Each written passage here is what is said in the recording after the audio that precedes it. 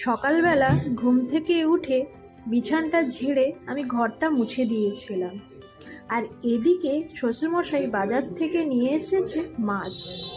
মূল্লা মাছটা বাছা নেই, তাই জন্য আমি চিকচিকায় ভরে ফ্রিজে ভরে দিয়েছি। আমার এতটুকু সময় নেই মাছটা বাছার। আর এদিকে রোজগারের মতো রান্নার দিদি আসবে, আমি আনাজ ফানাজ কেটে কুটে রেখে দিয়েছি। আর শ্বশুরমশাই বাজার থেকে নিয়ে এসেছে মটরশুঁটি, কুমড়ো, বেগুন, আর নিয়ে এসেছে ব্রোকলি।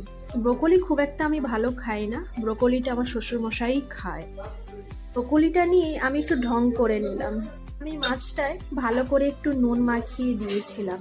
আর এদিকে রান্নার দিদি এসে মাছটা হলুদ মাখিয়ে ভাজতে বসিয়ে দিয়েছে।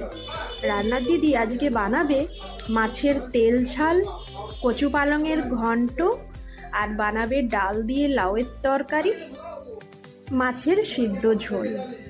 সবাই বলে বছর শেষটা ভালো কাটলে সারা বছরটাই ভালো কাটে। দেখো না, আমি বছর শেষে বসে পড়লাম জল ঢালা ভাত, চানাচুর, বড়ি ভাজা আর লঙ্কা আর পেঁয়াজ।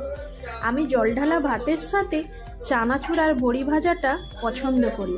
আমার মতো কে কে আছো আমার মতো এই চানাচুর দিয়ে বড়ি ভাজা দিয়ে জল ঢালা ভাত খাও? আজ এইটুকুই থাক।